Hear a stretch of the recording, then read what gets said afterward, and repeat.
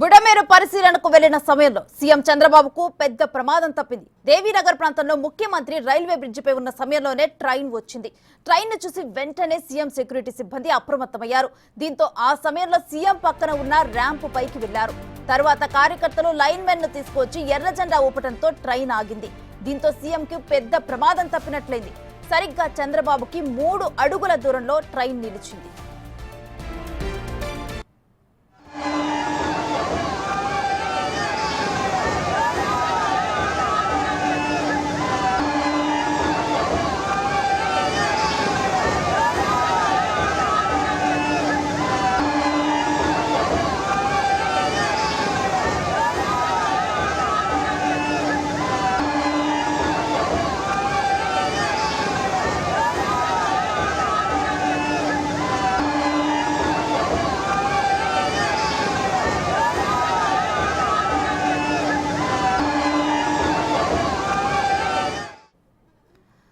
Right, AP CM Chandrababu Naidu ఎంత ప్రమాదకర situation లో నుంచున్నారో విజువల్స్ లో మనం చూస్తున్నాము. కరెక్ట్ గా కూడా పక్కనే అక్కడ ట్రైన్ వెళ్తున్న దృశ్యాలు మనం చూస్తున్నాము. ఇక రైల్ ర్యాంపు మీదకైతే వచ్చి ఆయన ప్రమాదం నుంచి బయటపడ్డారు. అయితే ఆయన అక్కడ నిలుచొని అక్కడ మొత్తం కూడా పరిస్థితిని పరిశీలిస్తున్న సమయంలో దేవీనగర్ ప్రాంతంలో రైల్వే బ్రిడ్జిపై ఉన్న సమయంలోనే ఈ ట్రైన్ కరెక్ట్ గా అక్కడికి వచ్చింది. ఇక ట్రైన్ ను చూశారు ఇటు సీఎం సెక్యూరిటీ సిబ్బంది. ఇక చూసిన వెంటనే కూడా అప్రమత్తమయ్యారు. ఇక అదే సమయంలో అక్కడ మనం చూస్తున్నాము బ్రిడ్జిపై ఉండటం వల్ల ఎటు వెళ్ళటానికి కూడా దారి లేదు. సో అందుకని చెప్పి ఆ పక్కన ర్యాంప్ ఏదైతే ఉందో అక్కడే నుంచున్నారు. కరెక్ట్గా కూడా 3 అడుగులు మాత్రమే దూరం ఉంది. ఇక ఆ తర్వాత అయితే వెంటనే కార్యకర్తలు లైన్ మెన్ తీసుకొచ్చి ఎర్ర జెండా ఊపటంతో ట్రైన్ ఆగింది. ఈ మొత్తం ఇన్సిడెంట్ చూస్తే కనుక పెద్ద ప్రమాదమే తప్పినట్లు అర్థమవుతుంది.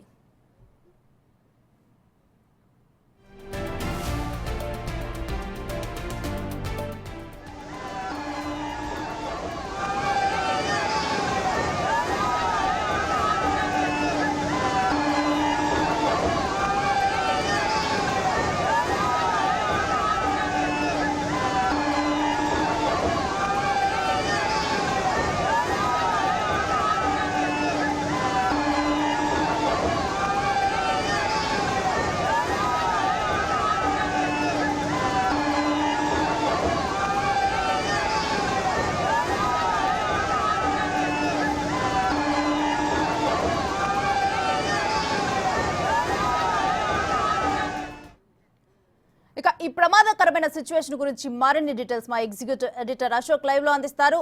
అశోక్, అక్కడ లైన్ మెన్ కి ముందుగానే అసలు తెలియదా ఈ విషయం? కంప్లీట్ డీటెయిల్స్ ఏంటి అసలు ఈ ప్రమాదం పైన?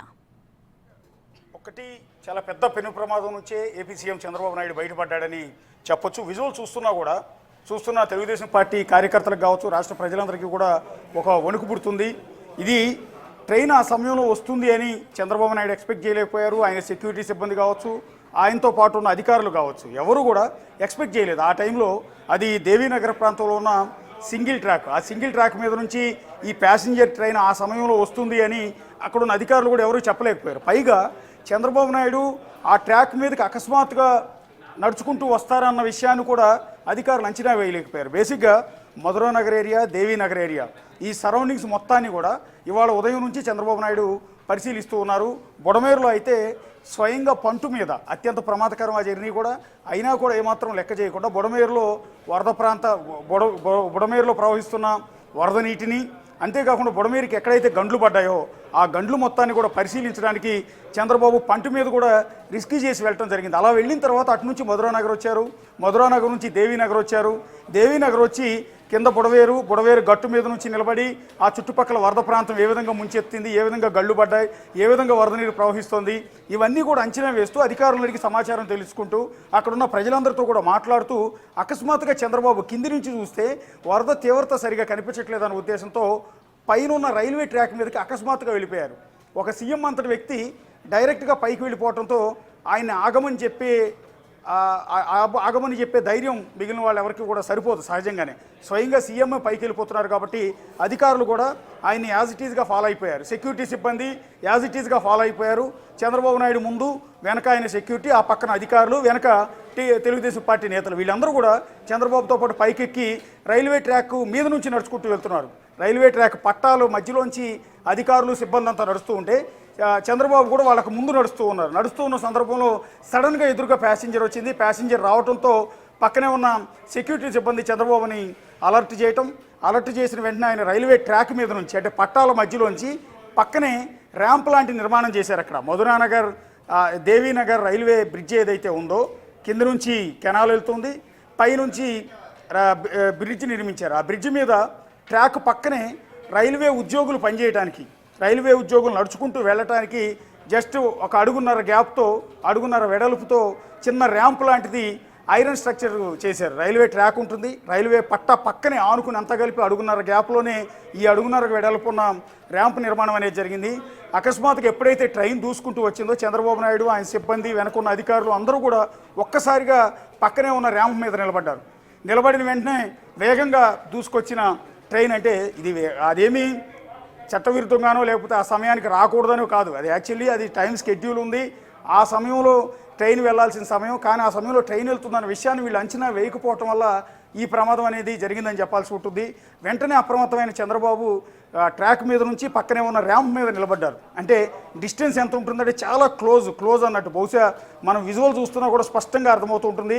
వేరే వాళ్ళు అయితే భయపడిపోతుంటారు అంత వేగంగా ట్రైన్ వెళ్తూ ఉంటే. దాని పక్కన అంతా కలిపి ట్రైన్కి చంద్రబాబు నుంచున్న ప్రదేశానికి కేవలం అడుగున్నర మాత్రమే గ్యాప్ ఉంది. ఆ గ్యాప్లో ట్రైన్ వెళ్తున్నప్పుడు ట్రైన్తో పాటు వచ్చే మితిమీరిన వేగంతో వచ్చే గాలి కూడా మనిషిని నెట్టివేస్తూ ఉంటుంది.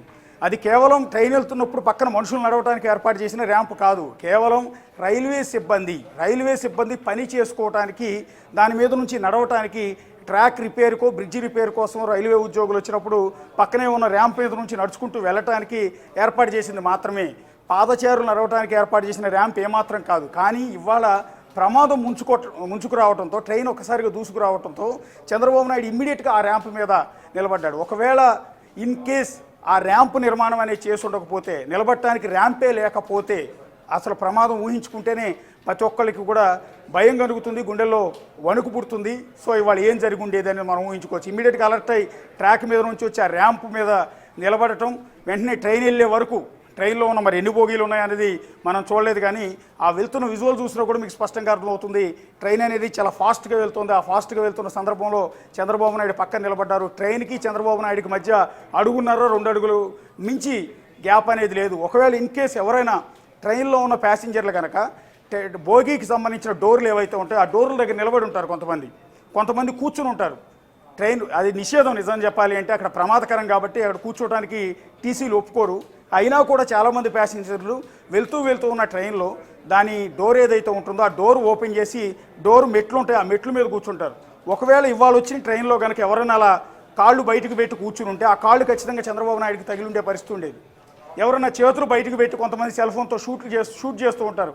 కొంతమంది ఈ మధ్యకాలంలో సెల్ఫీ వీడియోలు వెళ్తున్న ట్రైన్లోంచి డోర్ దగ్గర నిలబడి సెల్ఫీ స్టిక్ని బయటకు పెట్టి షూట్ చేస్తున్నారు.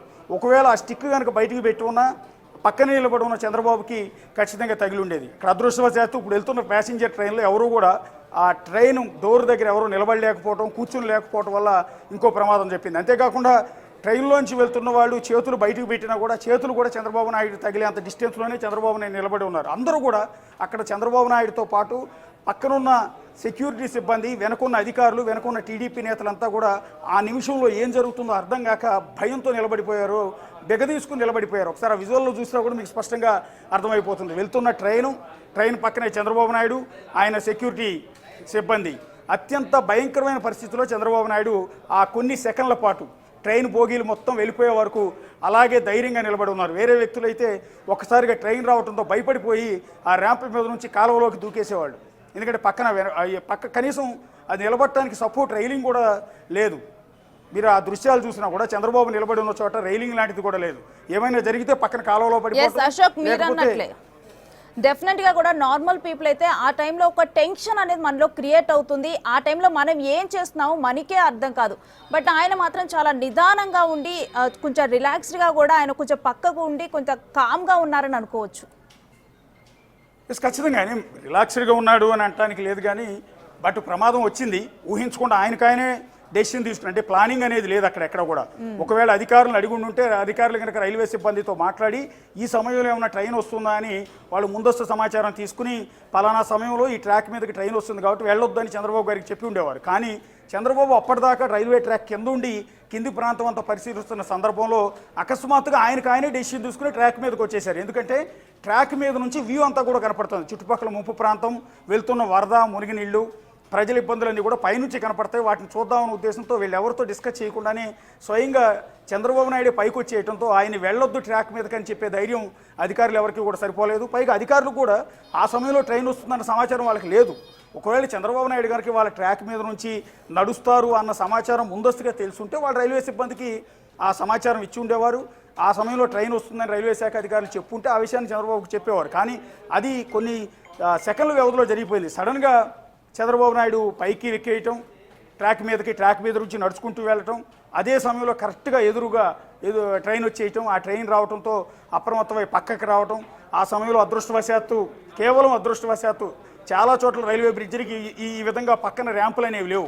ఇప్పుడు కనిపిస్తున్న ర్యాంపు కూడా ఈ మధ్య రీసెంట్గానే నిర్మించినట్టుగా తెలుస్తుంది. ఎందుకంటే దానికి సంబంధించిన స్టీల్ ఐరన్ రేక్ అంతా కూడా మెరుస్తూ కనిపిస్తుంది కాబట్టి రీసెంట్గా కొత్తగానే ఐరన్ షీట్ అనేది వేసినట్టున్నారు. కొన్ని చోట్ల ఈ రైల్వే వర్కర్స్ నడవటానికి ఆ ర్యాంప్ లాంటిది నిర్మించినా కూడా అది చాలా చోట్ల తుప్పు పట్టిపోయి, ఎన్నో ఏళ్ల క్రితం వేసిన రేకులు కాబట్టి తుప్పు పట్టిపోయి పూర్తిగా విరిగిపడిపోయి ఉంటాయి.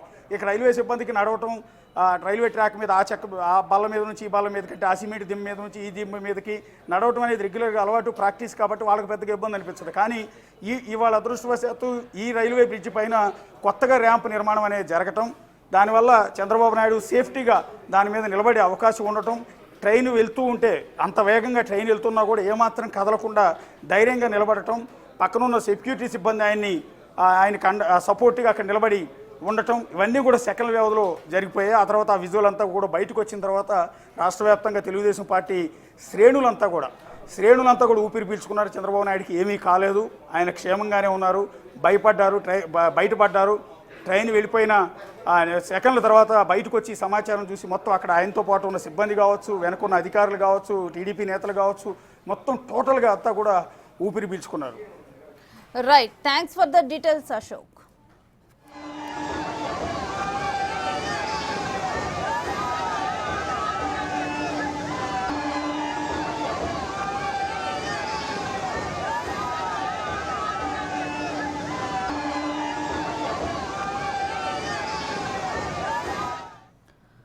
బుడమేరు పరిశీలనకు వెళ్లిన సమయంలో సీఎం చంద్రబాబుకి పెద్ద ప్రమాదం ఎదురైంది.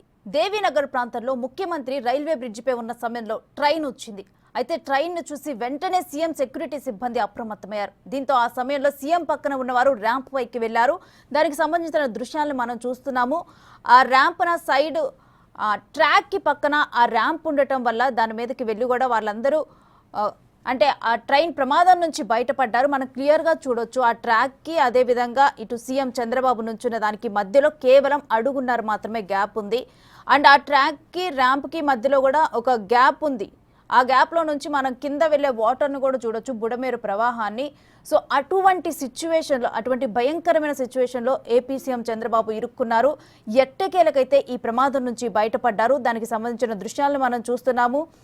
అయితే దీంతో ఈ ఇన్సిడెంట్తోనైతే సీఎంకి పెద్ద ప్రమాదం తప్పినట్లయింది. ఎందుకంటే కూడా ఈ వరదల స్టార్టింగ్ నుంచి కూడా విజయవాడలో ఉన్న ప్రజలకి ధైర్యం చెప్పేందుకు ఆయన అక్కడే ఉండి సమీక్షలు నిర్వహించి అధికారులకు ఎప్పటికప్పుడు కూడా సూచనలు చేస్తూ విజయవాడ వాసులకు ధైర్యాన్ని చెబుతూ నేనున్నానంటూ కూడా చెబుతూ ఆయన ముందుకు కొనసాగుతున్నారు. అయితే ఈ రోజు బుడమేరు వాగులో అసలు ఎక్కడెక్కడ గండి పడింది, ఏంటి సిచ్యువేషన్, అసలు ఎలా దీన్ని పరిస్థితులను చక్కబెట్టడము, ఈ పెను ప్రమాదాలని ఫ్యూచర్లో రాకుండా ఎలా చెక్ పెట్టేది అనే విధంగా కూడా కంప్లీట్గా పరిశీలన చేయడానికి వెళ్లారు. అదే సమయంలో ఆయన కింద నుంచి కూడా ఓకే వ్యూ సరిగ్గా కనిపించట్లేదు, క్లియర్గా చూడాలి బుడమేరు వాగుని అని చెప్పి ఆయన అక్కడే ఉన్న రైల్వే ట్రాక్ మీదకి వెళ్లారు. ఇక ఆయన్ని అనుకరిస్తూ కూడా అధికారులు వెళ్ళిపోయారు. ఇక అదే సమయంలో ఇప్పుడు ట్రైన్ వస్తుంది, ఇవన్నీ కూడా థింక్ చేసే సమయం లేదు. ఆలోచన అటువైపుగా, ఆ దృష్టి వైపుగా ఎవరికీ వెళ్ళలేదు. కొన్ని నిమిషాలే కదా అన్నట్లుగా ఆ ట్రాక్ మీదకి వచ్చారు. బట్ అనుకోకుండా ఆ పరిశీలన చేస్తున్నప్పుడే ప్యాసింజర్ ట్రైన్ ఒకటి వచ్చింది. ఇక అది చూసి అప్రమత్తమై వెంటనే కూడా పక్కకి వెళ్ళిపోయారు సీఎం చంద్రబాబు నాయుడు. ఇక అక్కడ ర్యాంప్ ఉండటం వల్ల దాని మీద నిలుచొని వారైతే ప్రాణాలను కాపాడుకున్నట్లు చెప్పొచ్చు. ఇదైతే పెను ప్రమాదంగా చెప్పొచ్చు. ఫైనల్గానైతే ఈ ప్రమాదం నుంచి బయటపడటం వల్ల అయితే ఇటు టీడీపీ శ్రేణులు కానీ ఆయన అభిమానులు కానీ ఏపీ వాసులు కానీ వారందరూ కూడా ఆనందాన్ని వ్యక్తం చేశారు.